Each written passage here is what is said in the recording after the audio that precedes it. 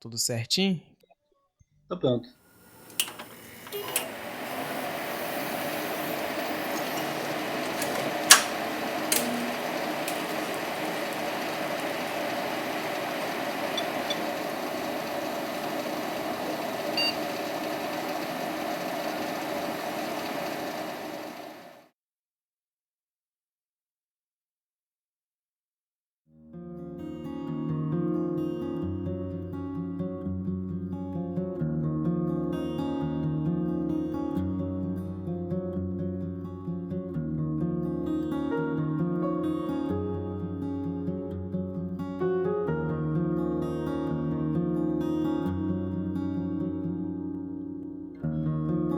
Ah, Ainda estamos todos, pequenos. cara. Vou te falar, mano, vida adulta é uma tristeza, Coisas filho. estranhas. Eu não quero ser adulto não, Tá Len. triste? Eu tô cansado. Tô cansado. Eu, hein? Espera chegar nos 40. Ah, mano, não fale isso não, cara. Fica pior? A coisa, eu não sei se é só comigo, mas tá tipo desbotando, sabe? Perdeu a cor, assim. Tem muito o que fazer. Ai, Sei lá. caraca. Não quero fazer isso de desabafo, mas eu tô até bem com isso. Tu já tá me dando Mas muita coisa spoiler que eu já. queria fazer. Muita coisa que antes eu queria fazer mil coisas, hoje eu não tô com tempo. Ah, mas será que isso assim não é o processo de você abrir mão do ego? Porque eu vejo que muita gente quando chega numa idade avançada, a pessoa fica até mais despreocupada, sabe? A pessoa ela perde o ego, perde, não é que perde o ego, mas tu vê que ela é muito mais desprendida, muito mais livre, embora mais simples, né? Eu acredito nisso também. Toda fase da nossa vida tem um tipo de aprendizado, tem um caminho para você seguir. Só que uma coisa que eu observei na minha vida é que eu nunca fiz nada de verdade, no sentido assim que eu conquistei, eu fui lá e desenvolvi alguma coisa, uma empresa, um estudo, sempre teve alguém para me ajudar. Então assim, e não é ruim. Hoje eu vejo que é um caminho lógico. Eu era criança, meus pais cuidaram de mim, eu cuidei do meu pai. Antes de eu desencarnar, eu consegui ajudar ele, minha mãe ainda me ajuda em muita coisa. E eu estou ajudando meus filhos, entendeu? Hoje eu enxergo como um ciclo. E eu vejo muita gente, entre aspas, se dando bem na vida, roubando, enganando, mentindo. Né? E esse tipo de se dar bem eu nunca me interessei. Prefiro ficar, tipo, dependente mesmo. Parece a estrutura lógica da vida. Você é ajudado e depois você ajuda alguém e assim vai. Eu tô observando isso hoje, sabe? Mas é um Pô, pouco mas triste também, porque eu mesmo nunca desenvolvi nada com as minhas mãos. Tudo que eu mexo dá errado. mas esse negócio de você nunca ter feito nada, porque teoricamente, assim, sempre teve alguém pra te ajudar. Mas, cara, será que você não tá superestimando o conceito de conquista? Porque uma coisa é eu te estender a mão pra você tomar um passo. Mas a liberdade de manter aquele caminho é seu, sabe? Tu pode muito bem, na primeira dificuldade, você desistir daquilo ali. Tu fala, não quero, tá doendo. Aí tu para, entendeu? Só que você imaginou que você não Sim, parou, né? correto. Isso é correto. Eu nunca desisti de nada. O que eu me refiro é assim, eu peguei algo do zero, eu mesmo fui lá e fiz. Isso nunca dei conta. Agora, todo compromisso que eu assumi, eu fui até o final. Pode ser a coisa mais boba do mundo. Falar, vou fazer um desenho para fulano. Não tem conversa, eu vou fazer. Posso estar com depressão, o que for, eu vou fazer, não tem jeito. Isso é coisa minha mesmo. Até hoje eu sou assim. Imagino que muita gente é assim. E eu imagino que se eu desistir na primeira coisa, eu vou desistir de tudo. É igual andar de bicicleta, você aprende. E aí você não faz mais nada. E eu não posso, porque eu já tenho depressão. Se eu largar de mão de coisas pequenas, as grandes é que não vão para lugar nenhum mesmo. Mas a minha reflexão é essa, não é que eu fui carregado, não é isso. Mas toda coisa que eu tentei iniciar sozinho, não dei conta. Nunca deu certo. E eu imagino que tem sido essa questão da vida mesmo. Nós estamos aqui para nos ajudar. Não sei, é uma reflexão. Né? Eu tenho pensado nisso ultimamente. Eu só toquei também nesse ponto porque, cara, é igual minha relação com a mecânica, sabe? Eu trabalho hoje com mecânica de caminhões e ônibus, só que para eu poder ingressar nessa área, foi necessário que me indicassem para uma vaga de jovem aprendiz. Só que é aquilo que eu te falei, cara, eu vi muita gente desistindo, sabe? O cara recebeu indicações muito mais poderosas do que eu, o cara recebeu oportunidades melhores do que eu. Eu vi colega meu, inclusive nessa empresa, que ele recebeu oportunidade para ser efetivado direto como montador. O cara ia entrar diretamente na montagem. E te falar, além, isso é uma coisa muito boa, isso é uma coisa assim que é uma coisa que é rara de acontecer. É você entrar na mecânica já como montador. É raro disso acontecer. Tu não vê isso acontecendo todo dia. E mesmo assim, o moleque que ele ia ser contratado diretamente como montador de caixa de marcha, de caminhões e ônibus e diferencial, ele desistiu. Porque ele falou, não, tem aquele outro trabalho ali que tá pagando mais. E, pô, mano, eu olhei pra ele, cara, minha vontade era de matar ele. Porque eu falei, pô, cara, tu vai pegar um trabalho, que é trabalho, não é profissão, é trabalho.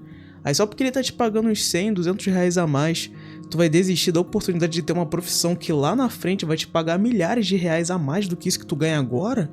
Aí o moleque tá falando, a vida é minha, não sei o quê. Eu falei, tá bom, a vida é tua. É assim mesmo.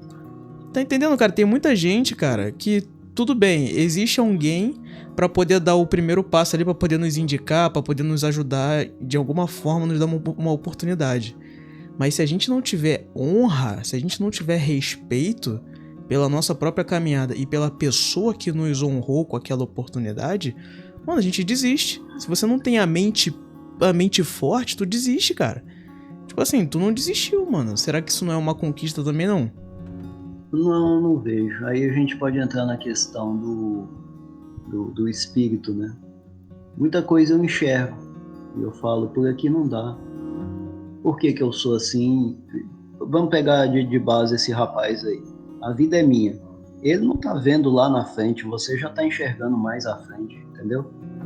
Então, muita coisa que eu fiz ou deixei de fazer, já olhando lá na frente, falei, aqui não vai dar nada. É igual vamos puxar um pouquinho o assunto, questão de profecia. Toda profecia foi feita para dar errado. Por quê? Porque alguém viu lá na frente, ou já sabia da estrada, e veio e avisou, não vai por aí, não é por aí. Aí alguns temam, mas a profecia em si é feita para dar errado. Se você pegar a Bíblia, Apocalipse, tudo, são um punhado de avisos para você não ir por aquela estrada, a humanidade não ir. Seja pessoal, seja a nível de civilização, toda profecia foi feita para dar errado, para não acontecer. Então imagina assim, dessas coisas que, principalmente profissionalmente, eu vi muito colega meu de turma ficar batendo boca com o patrão, umas coisas bem imbecil, sabe? Não vai chegar a lugar nenhum. Você querer desenvolver a empresa, o cara é o dono, ele sabe o que está fazendo, ele não quer te escutar, ele não pediu opinião. E tentar consertar tanto o colega quanto o patrão, eu estou vendo isso hoje. E eu fico olhando assim meio que rindo, sabe? Porque a pessoa não quer meu conselho, igual esse rapaz não quis seu conselho. Só que eu já sei que ele não quer meu conselho. Quando ninguém me pergunta mais, hoje em dia eu tô dando nem bom dia. Esse é uma das características do amadurecimento também, né? De alguém que já tá na casa dos 40. E também, ó, a gente não comentou isso ainda. Mas além do seu amadurecimento, assim, com o decorrer da idade, imagino que uma coisa que te manteve, um fator que te manteve forte para continuar vivendo é o espiritismo kardecista, né? Sim, correto. Se fosse o espiritismo, eu já tinha ido há muito tempo. Tive muitas oportunidades de desencarnar. Eu corri atrás disso na época. Muito tempo atrás. Hoje ainda tenho depressão, mas graças a Deus bem mais fraco. Eu fiz um tratamento no espiritismo também. Temos esse tipo de auxílio lá dentro. E minha mãe me ajudou muito. E hoje eu tenho filhos, que eu tenho que olhar pra cara deles e falar, não posso ir embora, não vai ficar uma criança dessa aqui. Só o fato do pai estar ausente já atrapalha muito a cabeça da criança. E por suicídio é muito traumático, mas... Então eu quero ficar por aqui, porque um dia eu vou morrer de qualquer jeito. Não preciso de pressa, né? Então ficando aí, ver o que dá pra fazer. A gente vai no improviso, cara. Inclusive, falando em improviso, já... fora do início da gravação, a gente já tá progredindo. Poderia se apresentar para que as pessoas possam te conhecer? Não quero me apresentar mais. Já me apresentei demais. Você é Len, Não você tenho é Len. mais. Seu Não. pseudônimo, então. Na internet eu uso o nome de Line, mas já tive site, fórum, e meio que foi bom, mas hoje não tem mais relevância. Não tem o que me apresentar. O blog mesmo está bem abandonado. Hoje em dia ninguém lê mais, eu não tô nem com oportunidade nem disposição para gravar áudio. Isso aqui é uma raridade que a gente está fazendo. Eu não quero me apresentar, não. Vamos bater um papo e só. Não tem nenhum projeto, não tem nada. Então, você já teve um site na Deep Web. Porque tu falando assim, cara, parece, não, eu tive. Ah, não, que eu tive um blogspot ali de bobeira e já era. Não, pô, peraí, cara. Tu teve. Pô, tu Eu também tive um acompanhou. blogspot antes. Não, nós dois. Mas, tipo assim, pô, tu acompanhou a Deep Web lá em 2011, tu viu os fóruns nascendo, tu contribuiu pro desenvolvimento deles e não é de caráter criminoso. Também, tô brincando, não sei. Mas tu acompanhou Não, muito criminoso. projeto. Criminoso não, né? Tu sempre. Eu lembro que você tinha uma postura hacktivista, né? Sim, a questão de pirataria, baixar coisas. Eu até falo o seguinte: se eu não tivesse acesso à pirataria, que conhecimento que eu ia ter? Olha para a escola brasileira, que porcaria que é. É um lixo. Até hoje tem aquele desenho da Tarsila do Amaral, que coisa lixo. Então, assim, se não fosse a pirataria, a gente não estaria nem conversando, não tinha assunto. Todo livro, jogo, filme, praticamente tudo mesmo. Vamos botar aí 90%, 95%, veio da pirataria. Eu não tive acesso a nada. Eu não tenho dinheiro para ficar em cinema. Aqui nem existia cinema, aqui é interior. Cinema tem poucos anos aqui. E livro, como é que eu ia ter acesso a livro? Cidade do interior. Tudo que eu li estava na internet. Alguém copiou. Pô, baixa no PDF, né? Então essa questão aí que legalmente, perante a lei, pirataria é crime, né? Mas moralmente não é não. Aquilo ali auxiliou muita gente. Eu estudei programação pela pirataria. Minha profissão é essa. Formei, corri atrás. Hoje eu tenho pós em ciências de dados. Mas o conteúdo bom mesmo que me ajudou veio da pirataria, não tem conversa. Então isso aí tá errado, mas tá certo, porque o mundo tá de cabeça para baixo mesmo. Até o certo tá errado, então é melhor ir pelo que é certo moralmente pra gente. E você... Poxa, cara, tu ajudou no desenvolvimento de algumas coisas que acabou ajudando uma certa pessoa em 2018 a encontrar um novo significado aí. Filho. Pô, pra mim isso aqui é uma honra do caramba. Que bom. Fico feliz. Antigamente tu ficava com vergonha. Tu ficava com vergonha quando eu falava isso. Ainda fico. Desapegando. Tá desapegando? Tô desapegando até da vergonha. E, cara, desde esse tempo você já falava sobre o espiritismo kardecista. Falava muito do anime Serial Experiments Lain, mas falava muito também do espiritismo kardecista. Tanto que meu interesse veio a partir de você, né? Poderia, cara... Você chegou a frequentar, né? Sim. E agora fico até impossibilitado, porque meu irmão não tá faltando trabalho na minha vida, cara. Tá complicada a situação, essa vida adulta aí, mano. Não queria não, cara. Vida adulta. Eita, graças a Deus, que vai grande parte ser substituído por robô. No seu caso ainda vai demorar um pouco. O meu também. Meu irmão. Temos emprego. Só sei. Meu irmão, eu acho que o robô não vai invadir a mecânica tão cedo, cara. Vou ter que continuar deitado embaixo de caminhão, me machucando, cortando o dedo. Ai, pagando Você sabe conta. por quê? Diga. Porque você é mais barato do que um robô. Ele já faz seu serviço. Poxa. Eu sou mais barato que um robô. Isso. Tem isso em mente, como continue estudando. É uma profissão muito boa, muito interessante.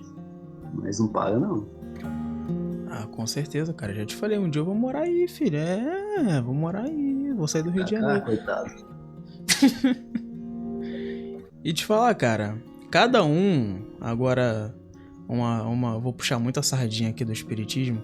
Cara, cada um quando vai pesquisar na internet, a gente vai ver aquelas, assim, vai ver o padrão. Vai pesquisar espiritismo, você vai ficar exposto aos vídeos, às palestras do Haroldo Dutra, você vai ver Valdo Vieira, entre outras mentes, aí, outros nomes do espiritismo. Mas acredito eu que uma pessoa que tem a sua vivência, que viveu dentro de um centro espírita, né, um local, ou a pessoa que guarda a doutrina para si, ela tem o seu próprio conceito, seus próprios exemplos do que seria uma conduta de um espírita, do que seria o espiritismo para ela. Tu tem uma, assim, poderia compartilhar um pouco do que para você, alguém na casa dos 40 que teve a sua vivência, teve suas experiências, o que seria o espiritismo para você?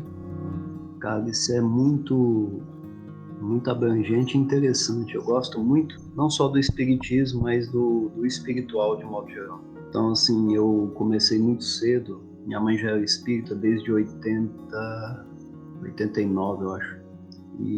Mas eu nunca tive limite. Eu mexi com tudo. Então, todo tipo de grimório, de feitiçaria, não tem nada a ver com espiritismo, tá? Mas eu estudei de tudo. Hermetismo, eu ainda gosto do hermetismo, só não funciona. A filosofia é muito boa, bem parecido com o espiritismo.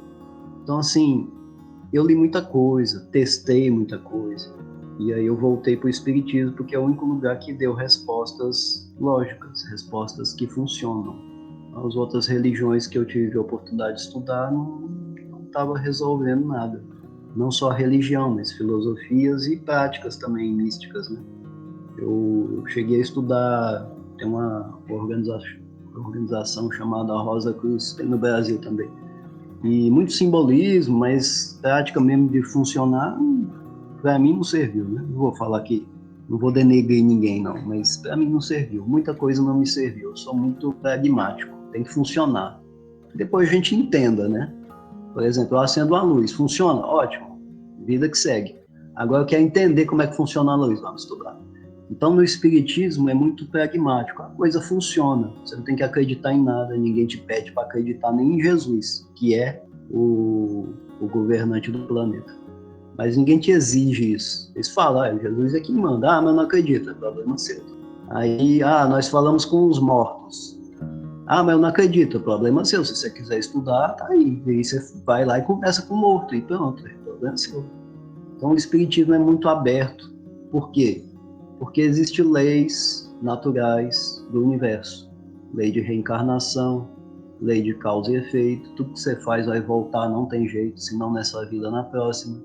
E eu, com 40 anos, estou observando que as coisas são assim mesmo. Vou pegar um exemplo prático, muito comum que a gente usa. A pessoa nasce sem as pernas. Qual a lógica disso? Em alguma religião cristã, eu não sei nem como explicar na cabeça, na outra visão.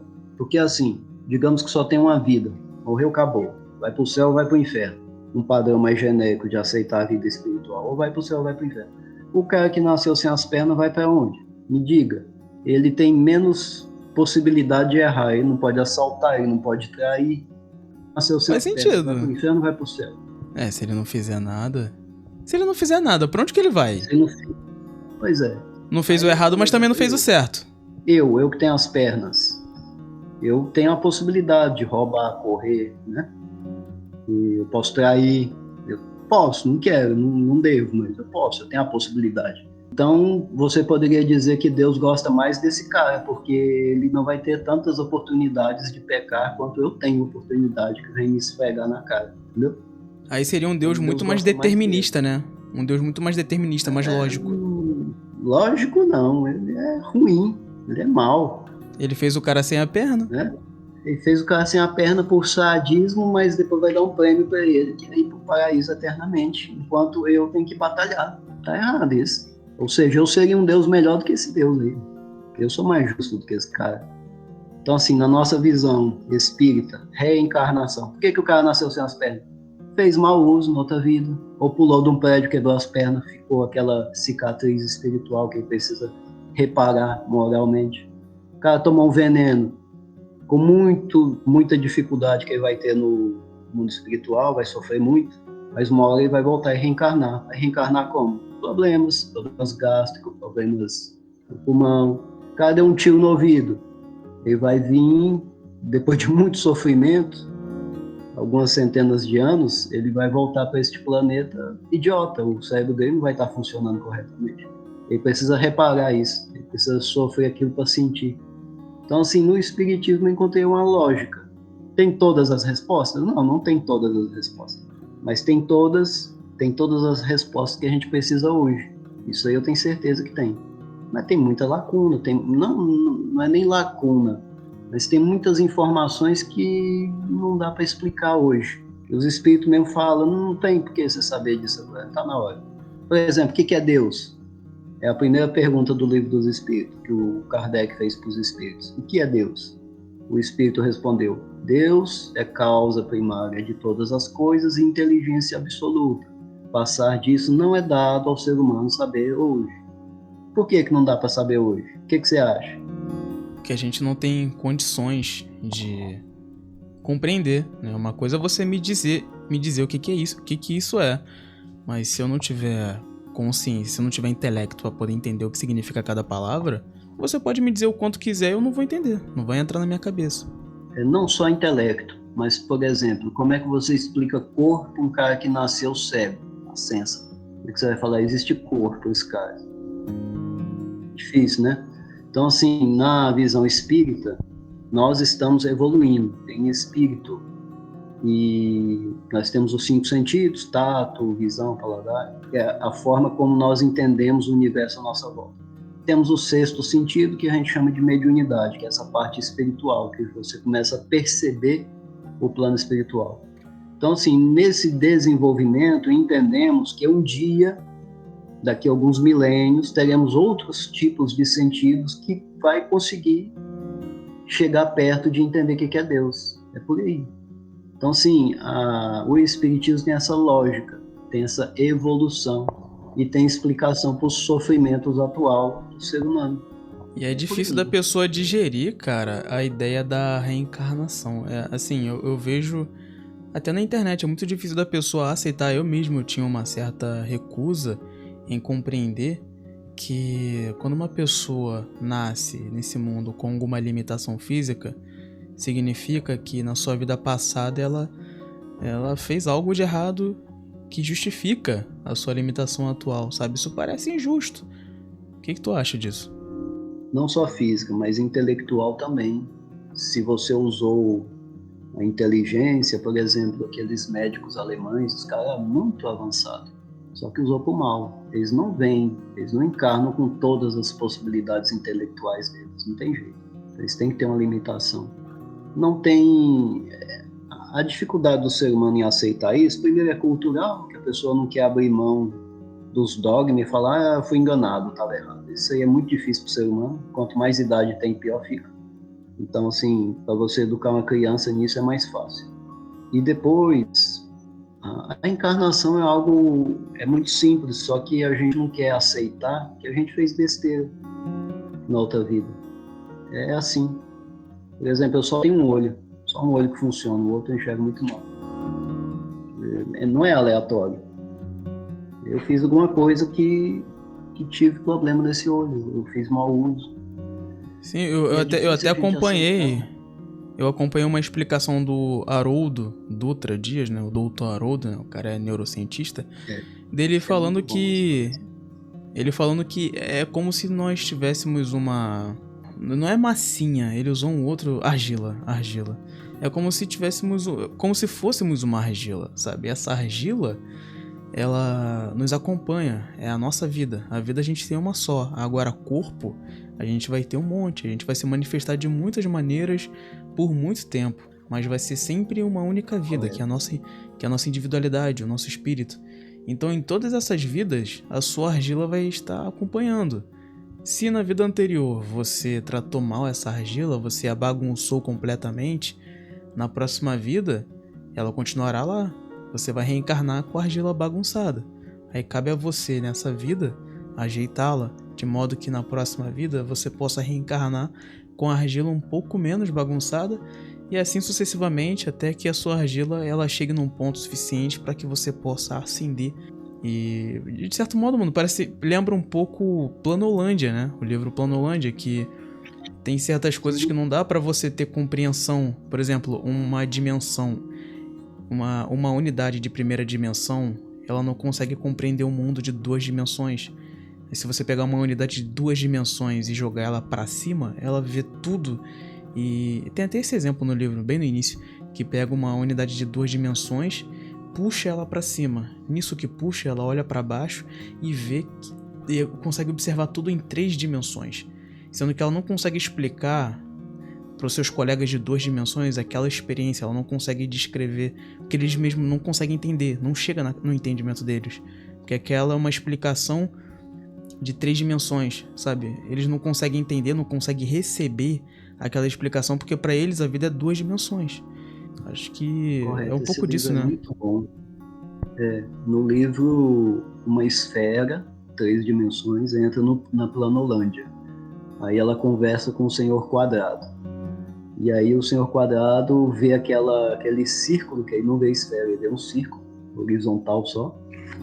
E então aquele círculo aumenta e diminui. Isso para ele já é um milagre, uma coisa muito estranha. O círculo é de um tamanho só e acabou. Mas quando ele transpassa o plano em si, um plano cartesiano mesmo, e digamos assim, no horizonte, no meio da esfera, ela é bem mais larga. Quando ela abaixa, ela vai ficando vai diminuindo o diâmetro, né? Então, para o Senhor Quadrado, aquilo é uma coisa muito espantosa. Aí, em determinado momento, já estava tendo alguns conflitos dessa natureza naquele mundo. Algumas pessoas relatando isso. Inclusive, não sei se era o irmão dele, estava sendo julgado no tribunal. E aí a esfera pega o Senhor Quadrado e ergue no ar. E aí ele fica tentando entender que está conseguindo enxergar dentro das casas e dentro das pessoas, né? Porque ele está em outra dimensão, ele olhando para baixo, ele não sabia o que era baixo. É muito curioso aquilo. Aí ele é levado lá no tribunal para dar testemunha que realmente existe outro plano, né? A confusão é grande.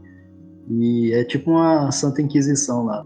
Outra coisa interessante é que quando eles estão quando ele percebe um pouco dessa terceira dimensão, ele pergunta para a esfera se era uma coisa superior, tipo uma divindade. E aí a esfera fala, não, lá de onde eu venho também tem batedores de carteira, ou seja, a mesma coisa. No sentido de que, assim, se a gente pegar isso para o mundo espiritual, tem espírito bom e ruim do mesmo jeito. Só que eles conseguem ver dentro de uma casa, dentro das pessoas, conseguem acessar mais informações. Aquele livro é muito importante, muito à frente do tempo dele, e até hoje tem muita gente que não entendeu a mensagem, que lá é mais espírita do que ele. É engraçado que ele fugiu da fogueira, né? Os amigos, o escritor é um padre, e é em tempo de mandar esses livros para a fogueira, e deu um jeito lá de esconder, não entrou no códex da fogueira. Mas é muito bom. É um livro pequeno, o começo dele é bem chatinho, mas da metade para lá fica muito bacana. Eu lembro que na época quem me indicou a leitura desse livro foi o Tiel, eu acho. Ele falou, leia, compra. Sim, foi ele que me indicou também. Grande Tiel, cara. Comprei por causa dele. Mas aí, Len, deixa eu te perguntar. Tu baixou, Len? Tu não comprou, Len? Não, eu sou de uma cultura muito digital, apesar de ter uns 40 anos. Eu não consigo ler PDF. Nossa, mano, eu te admiro, cara. Eu leio bastante. Não estressa o olho, não, cara. O meu olho já é estressado, é cheio de moscas volantes. Aí eu diminuo a luz e vou embora. O que me estressa é muita luminosidade. Não gosto muito do dia por causa disso. E deixa eu te perguntar também, de que maneira o espiritismo ele te ajudou na sua vida? Assim, você falou que continua vivendo, uma das coisas que te sustenta, que te ajuda a continuar, além da família, além de outros fatores, é justamente o espiritismo. Mas assim, de que modo ele impacta na sua vida? Como que ele tá te influenciando? Eu li muitos relatos. Tem um livro muito bom, chama Memórias de um Suicida, de Ivone do Amaral Pereira, que é médium, e ela psicografou a história de Camilo Castelo Branco, em português. E eu li isso, eu me identifiquei muito com essa obra. Não faz muito tempo que eu li isso, mas ela trata justamente do caminho do suicida. E não tem nada de mágico, não tem aquela punição, todo o tormento que nós temos, tanto aqui quanto do outro lado da matéria, do mundo espiritual, é a gente que causou, não tem conversa. Então o Espiritismo tira aquela noção mágica de um julgamento. Não tem ninguém para te julgar. E isso torna até pior, porque é você mesmo que se julga. Então você vai vendo relatos, e eu também participo do grupo mediúnico, e já teve casos de vir suicida, e é muito dolorido. O médico que recebe, ele sente tudo que o suicida está sentindo, e relata pra gente. É difícil você colocar na cabeça de uma pessoa o que você está fazendo aqui hoje. Você vai sofrer hoje, amanhã, depois, vai desencarnar sofrendo, você vai reencarnar com esse mesmo sofrimento.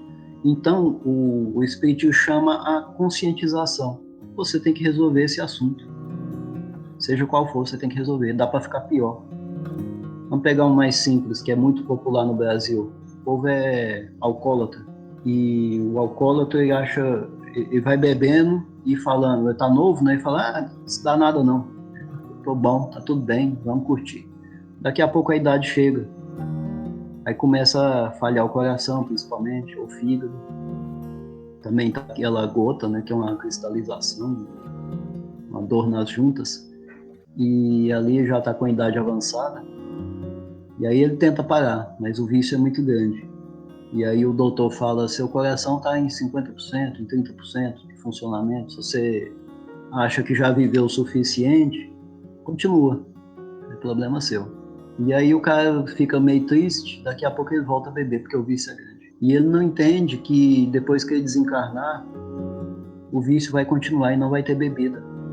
E aí aquele espírito que estava obsediando ele para poder beber, agora ele vai ser um deles. Então, assim, o Espiritismo nos explica isso. O espírito do cara que está entregue a vícios, drogas, álcool, pornô, são espíritos que gostam daquilo ali e não tá ali de propósito para prejudicar. Algumas vezes sim, mas ele simplesmente quer colher o vício, porque do outro lado ele não tem fácil isso. Então ele vampiriza, esse é o princípio do vampirismo, né? Então ele não tem, ele dá um jeito de parasitar alguém que tem. E daqui a pouco a pessoa que está aqui não lidou com isso vai se tornar um deles. E depois, um dia, com muita dificuldade, vai ter que reencarnar e não vai mudar nada. Esse é o ponto que o pessoal tem maior dificuldade, é o esforço de você se melhorar moralmente, porque não tem outra saída, é a lei. E aí você vai explicar isso para alguém e fala, besteira, vou estragar minha vida, perder essa diversão, só que o tempo está acabando, a diversão vai acabar, não tem... E assim a gente fica tipo aquele... O espírita, graças a Deus, é menos barulhento. Ele sabe, tudo isso que eu estou te falando, qualquer casa espírita vai falar, é assim mesmo, bem tranquilo. Só que o espírita não fica igual um louco com um chapéu de alumínio, falando, o tempo está acabando, fujam, né? Arrependam-se dos seus pecados. Todo espírito sabe disso. Só que... Inclusive... eles não vão não, falar foi mal. Não, desculpa, eu te interrompi. Não, porque assim, só concluindo esse raciocínio, no espiritismo somos imortais. Então, você quer beber cachaça, ficar no vício? Tá tudo bem, é uma escolha sua. Você vai levar aí mais 1000 anos nisso? Tá, uma hora você cansa. O progresso é inevitável. Todo mundo vai para o mesmo lugar. Todo mundo vai evoluir. Cada um no seu tempo. A maioria de nós, quando você pegar esse pessoal mais inteligente do passado, um Da Vinci, um Tesla, é um pessoal muito inteligente. Nessa visão espírita, tá? Esse pessoal veio de outro planeta. Eles desenvolveram lá, mas não tinha certa maturidade moral e emocional. Geralmente é até violento esse povo, igual a gente é mesmo. E aí vieram para cá para se melhorar e ajudar o progresso do planeta. Esse é um padrão. Aí nós já estamos pulando para a ufologia, né? Mas essa é a visão espírita normal. Não é nenhuma ramificação. E o espiritismo, cara, eu já até comentei isso contigo antes. Eu já frequentei outras igrejas, outras religiões. Assim, é complicado falar religião porque para explicar para uma pessoa de fora que o cristianismo não é só uma coisa, é complicado. Quando eu falo, porque pô, no cristianismo você vai ter a igreja católica, a igreja metodista, a igreja ortodoxa, você vai ter cara, qual é Muita aquela coisa. tem uma doutrina aí que o pessoal bate na porta dos outros. Testemunho de Jeová. Você vai ter testemunha de Jeová. Você vai ter aquela outra lá, mano. Caraca, os Mormons. Então, cara, cada igreja dessa, cada templo desse, é Mormon acho que não é diferente. cristão, né? Mormon não é cristão? Não tenho certeza. Eles têm uma ramificação meio judaica dos entendimentos. Ah, sim, Eu li pouco. sim. Aí, pô, imagina, cara, É bem tu vai pra cada. compatível, né? Aí tu vai pra cada uma dessa. Mano, os costumes são diferentes. Por exemplo, eu vim da Assembleia de Deus, mas também tem a Igreja Batista, tem a Presbiteriana, tem um monte. Eu vim da Assembleia de Deus. Na Assembleia de Deus, exatamente esse exemplo que tu deu. É o cara ficar gritando que Jesus tá voltando, Deus tá voltando, que fazer não sei o que é coisa do diabo, fazer não sei o que outro é coisa do diabo. Os assembleianos, eles limitam extremamente a vida deles, sabe? Tudo, mano, a gente não pode fazer isso, não pode fazer aquilo, não pode fazer não sei o que. Assim, as mulheres assembleianas, se elas usarem bermuda comum, tá errado, não pode. Tem que usar aquela saia jeans que vai até o joelho, tem que usar camisa que não seja com manga. O homem assembleiano, isso antigamente, né? Hoje em dia eles estão dando uma liberada, até porque as Assembleias de Deus, elas estão sumindo, né? O pessoal tá indo mais pras batistas, que é onde tá tendo mais, tá liberando mais coisas, né? Porque na Assembleia mesmo, do meu tempo, o homem, ele tinha que andar de calça. Calça o tempo todo, não podia usar bermuda não. É calça, chinelo. Tanto que era normal tu ver um cara de calça e chinelo, camisa com manga, não pode usar camisa sem manga. Assim, é muitas regras, é muita limitação, é muita coisa. Tu vai tentar conversar com esse cara, tu não entende o que ele tá falando. Aí tu vai tentar falar, ele não entende o que tu tá falando. Porque pra ele, é como se na cabeça dele tivesse um script, sabe? Tivesse um roteiro pronto. Pra cada coisa que você falar, pra cada coisa que tu vai falar, ele vai filtrando. É como se fosse um chat GPT. Ele vai filtrando e vai te dando a resposta que mais se parece com o que tu tá falando. Aí tu vai num centro espírita. Tu vai lá num centro espírita, que já é difícil de achar, né? Pô, convenhamos, é bem difícil de achar um centro espírita. Mas tu vai em um kardecista, tá, gente? Não confundam, porque tem centro espírita ubandista.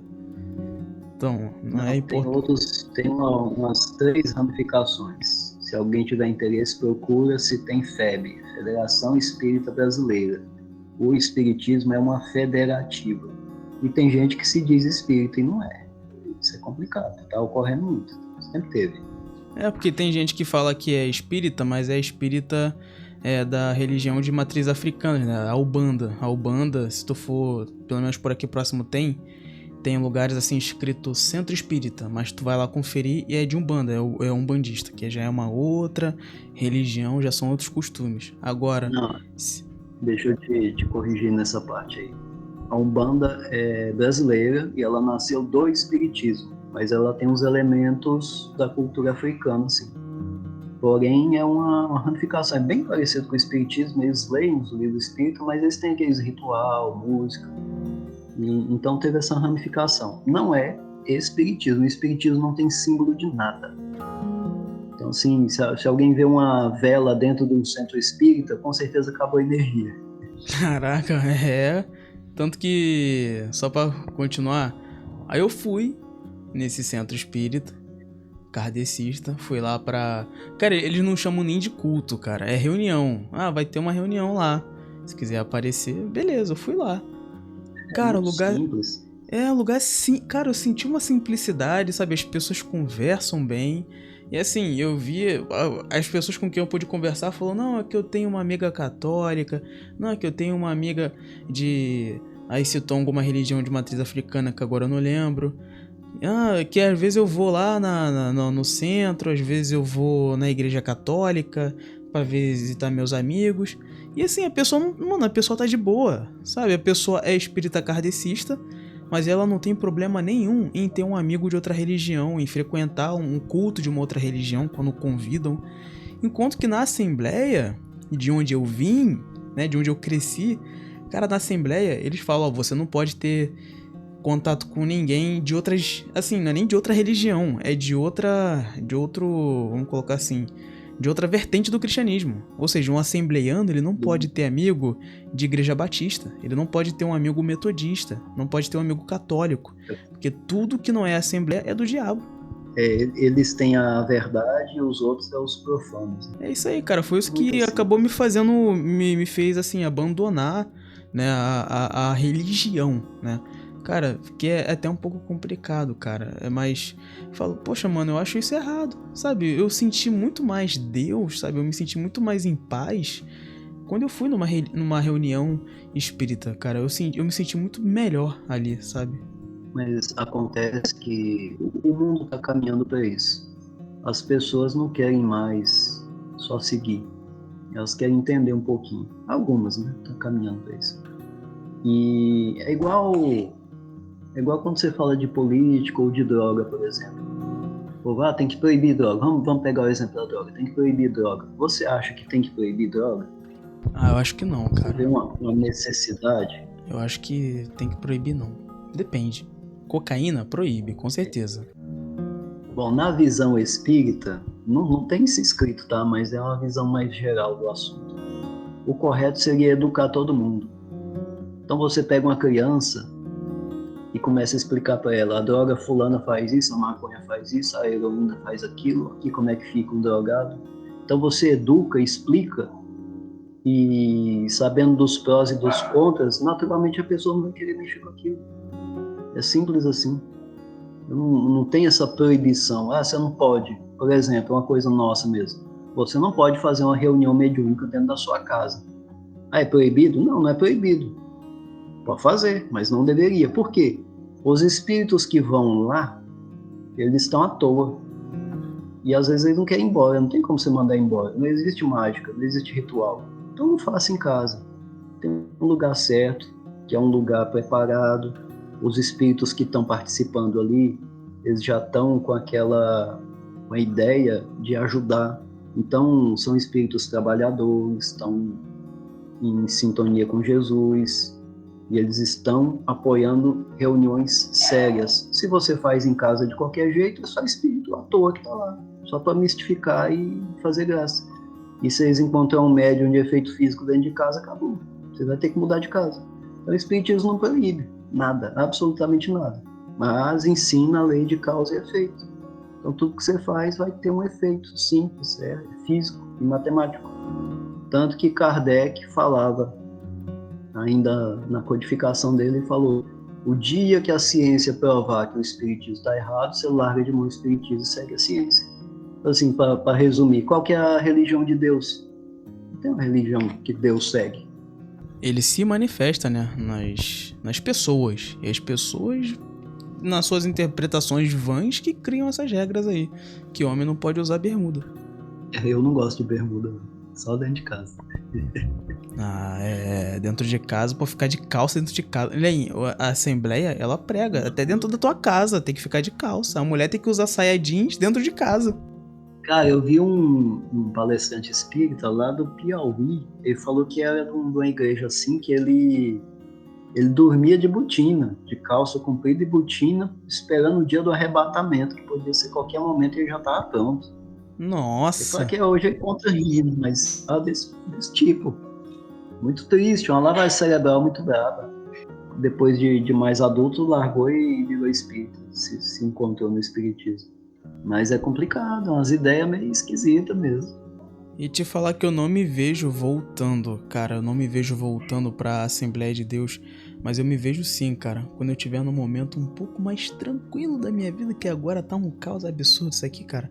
Nossa, a vida pré-adulta é uma tristeza. Mas depois que essas coisas abrandarem, cara, eu me vejo no espiritismo kardecista, cara. Eu me vejo num centro espírita frequentando, sabe? Porque a gente sente paz, cara. Pelo menos eu senti uma paz que eu nunca senti na Assembleia de Deus, cara. Eu vou te dar um spoiler. Não tem paz. Não vai ter momento de vai estar tudo resolvido, agora eu vou pro espiritismo. Ninguém que tá lá dentro trabalhando tá tudo resolvido. O pessoal aqui, pelo menos onde eu frequento, Ele fala, semana que vem eu não venho que eu tenho que viajar, tô com tratamento de câncer lá em São Paulo, vaza para São Paulo.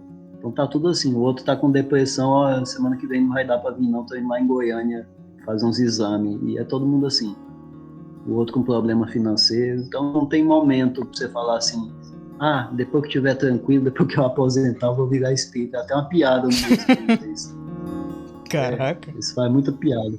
Tem duas piadas engraçadas. Tem brincadeira, né? De pessoal mesmo. Não, depois que eu aposentar, eu vou me dedicar ao centro. E muitas vezes a pessoa não aposenta, né? Desencarna antes. E a outra muito comum são os espiritólicos, que é o pessoal que veio do catolicismo e é espírita, né? Mas tem de tudo. Tem pessoal que é judeu de sangue mesmo, que vai contra o espiritismo. Os católicos são maioria, que são maioria no país mesmo. E tem essas brincadeirinhas, mas essa do deixar para aposentadoria é clássica. Você não sabe se você vai aposentar, não dá tempo. Nós não temos tempo para isso mais. Então, eu sei que é pouco tempo que você foi, conhecer um pouquinho, mas o pessoal que está há mais tempo, que deveria estar trabalhando lá, também tem essa conversa de, não, mais para frente eu vou. Não vai, não dá tempo. Se você não começar a fazer um pouquinho de cada vez, não tem essa de se dedicar. É um pouquinho, são pequenas tarefas, ninguém está aqui em missão, ninguém está aqui para fazer grande coisa. É pequena coisinha.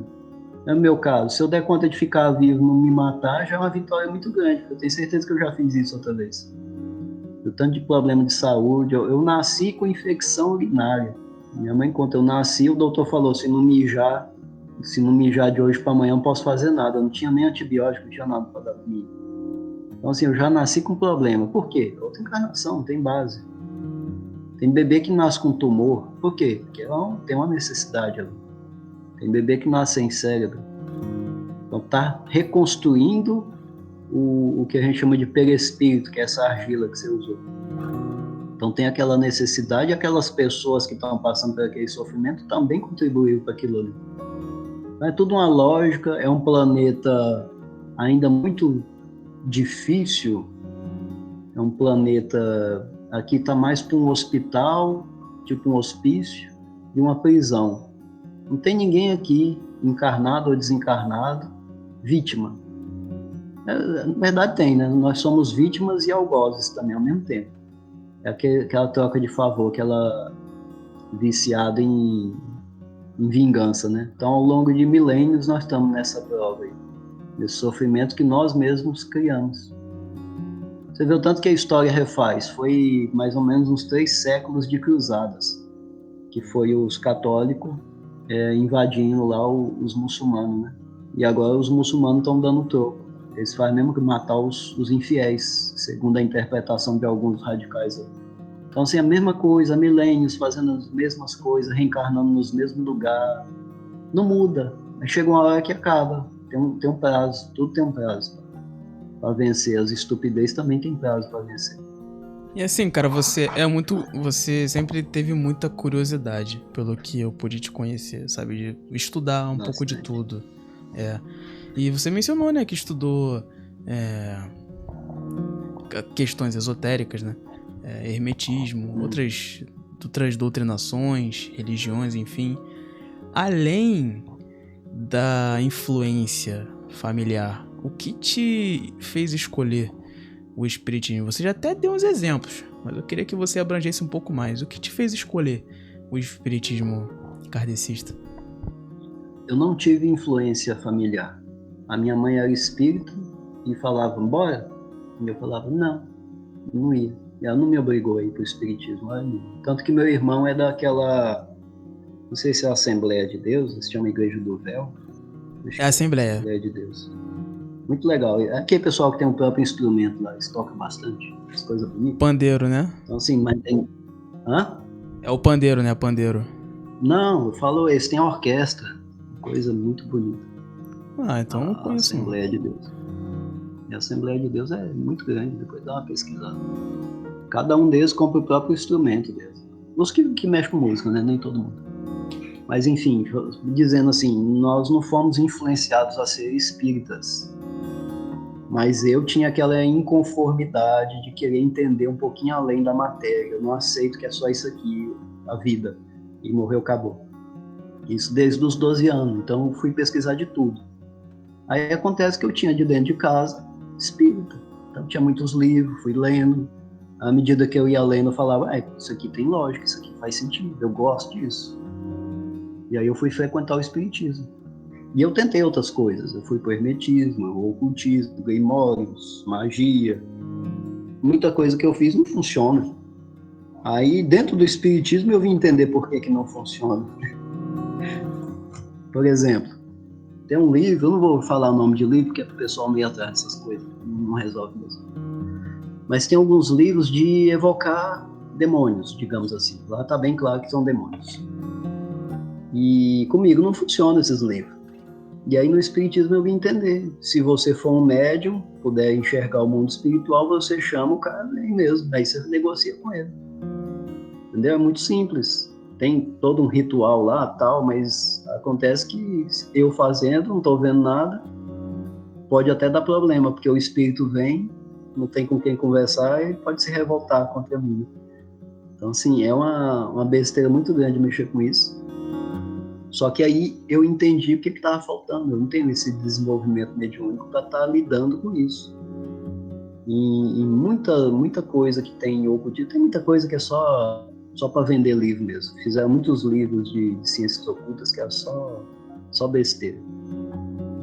Mas alguns têm fundamento e a gente não deveria mexer. E eu mexi com praticamente tudo.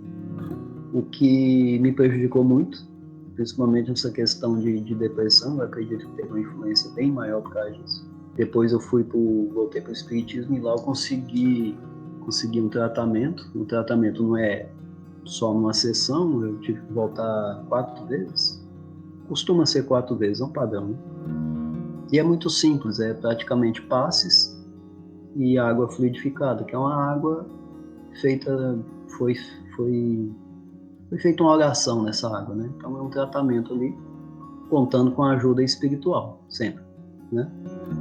Aí eu passei por isso, deu uma melhora muito grande. Depois desse período, eu ainda tive depressão, mas não tão forte quanto era antes. Era um negócio bem esquisito mesmo. Então realmente te fez um bem, né? Foi, e eu não me acho muito impressionável, sabe? Tipo assim, já ocorreu fenômeno mesmo de arrastar objeto, alguma coisa. Meu Deus, eu saí correndo. Não, eu boto no lugar, eu sou bem de boa com essas coisas. Já aconteceu um estrondo muito grande na minha casa quando eu era pequeno. E provavelmente é nesse período que eu mexia com coisa muito estranha. E todo mundo na casa ficou espantado com aquilo, saiu correndo lá pra ver o que era. E eu só tava contrariado porque me acordou o barulho. Tava muito me importando com o espírito em si.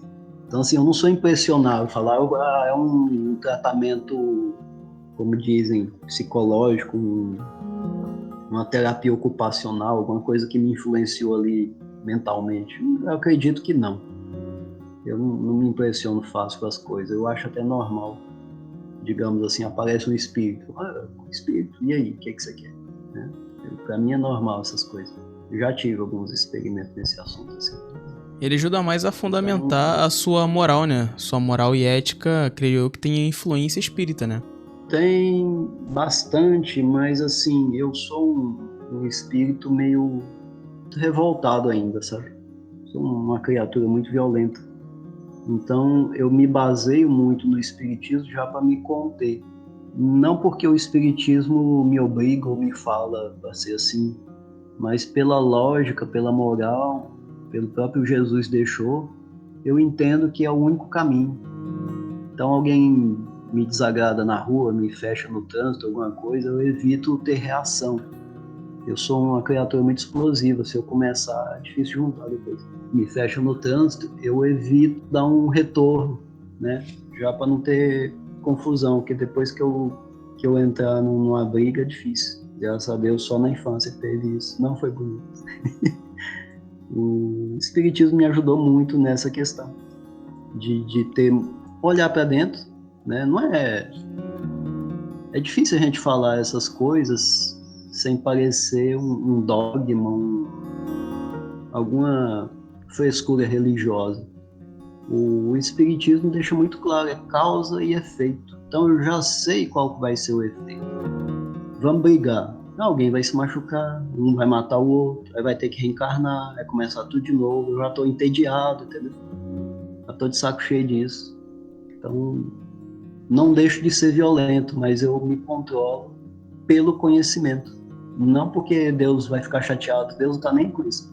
Eu vou ficar aqui tanto de tempo que for necessário. Agora deixa eu te fazer uma pergunta um pouco fora do espiritismo, só em nome da minha geração Z. Deixa eu te perguntar uma coisa, cara. As coisas ficam mais fáceis no 40? Eu vejo, vou tirar de base assim, a minha geração já era uma porcaria, vou ser franco contigo. Então, assim, eu não tô vendo...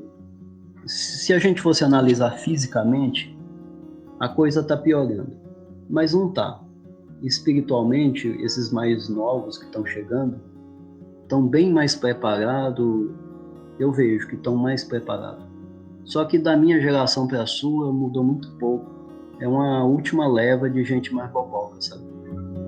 Então depois dos 40 vai estar melhor para quem parou para se melhorar.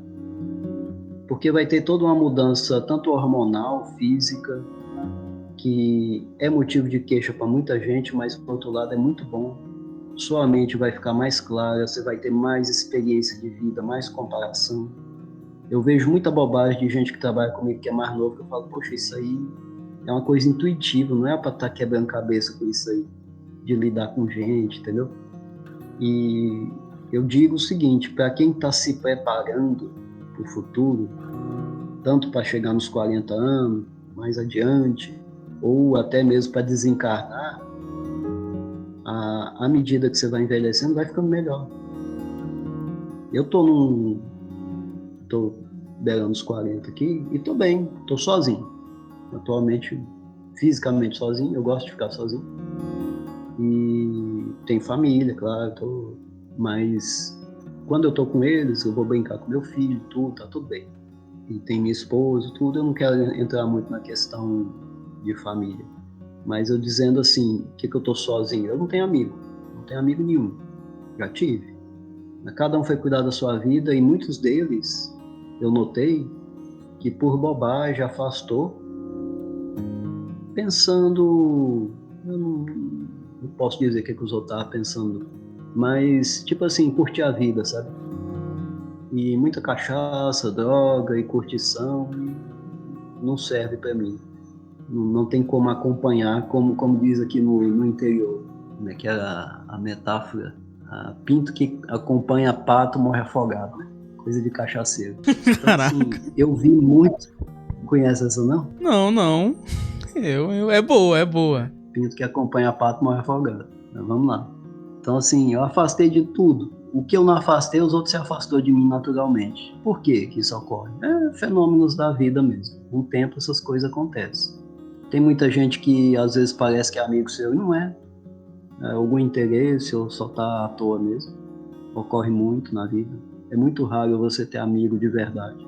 E acaba que com a minha idade, voltando pro tema, com 40 anos, eu não tenho ninguém. Tem familiar meu que me ajuda, que é a minha própria família, mas não tem mais ninguém. É ruim? Pra mim não, porque eu sempre fui sozinho mesmo. Mesmo quando tinha amigo, eu preferia ficar sozinho. Eu resolvo com um videogame, vou assistir um filme, vou ler um livro, vou dormir, tô bem. Tem meus filhos, que tá dando muito trabalho e vai dar muito trabalho ainda. E é bom. Então são períodos da vida. O que ocorre hoje com a geração Z, com a minha também? Estão meio deslumbrados. Eu acho que não é nem questão de geração, Una. A questão é, a pessoa é materialista. Então ela quer aproveitar a vida. E daqui a pouco a gente vai morrer, todo mundo vai morrer. Daqui uns 50 anos, eu não tô aqui, né? A gente chama de 40 anos, é metade da vida, né? Então, principalmente o brasileiro, é cerca de 80 anos, 90 no máximo. Tu vai viver 200 anos ainda, Len. Não, tu vai viver 500 não, anos. Eu sou imortal. Não, eu sou imortal. A máquina Terra? Hã? Aqui na Terra você é o novo Matusalém. Por mim tu viveria 2000 anos aí, ó. Você sabe que eu não tenho vontade nenhuma de ficar nesse planeta? Ah, mas Meu tem que ter Deus. mais fórum Saibéria. Não sei. Não sei se tem que ter mais, não. Eu não sei se é uma certa arrogância espiritual minha. Às vezes eu acho que eu sou mais velho do que isso. E eu acho esse mundo muito limitante. É muito chato isso aqui. Muito, muito, muito, muito chato. Você não faz ideia. Nós estamos muito limitados. Eu me sinto preso aqui no corpo. Eu realmente me sinto preso. Não é poesia, não é espiritismo. Se eu nunca tivesse conhecido o espiritismo, a sensação ia ser a mesma. Eu estou preso. É muito desagradável estar aqui. E a gente não pode comentar com outra pessoa. Eu não posso falar.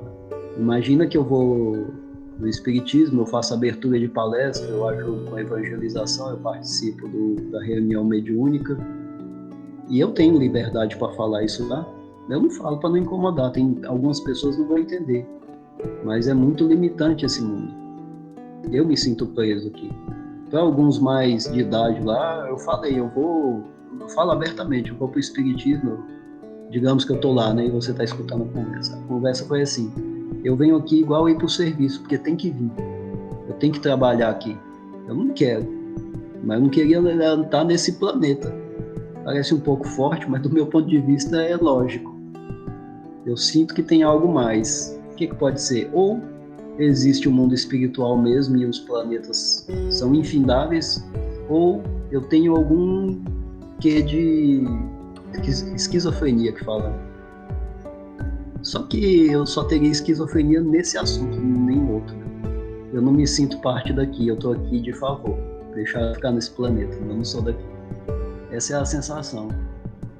Eu realmente quero ir embora.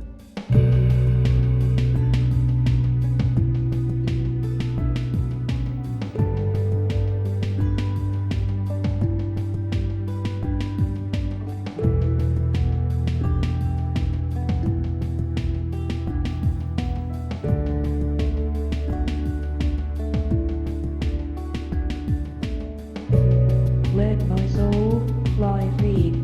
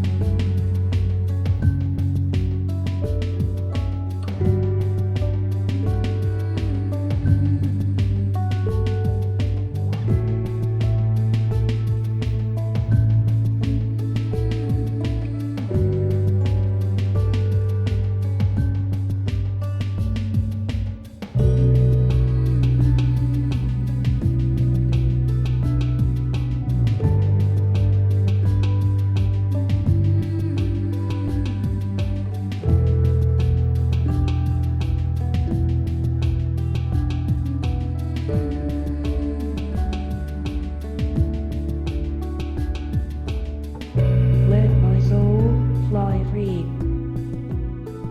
Every cloud has a silver lining. I am feeling fruity today. I am feeling fruity today. Let my soul fly free.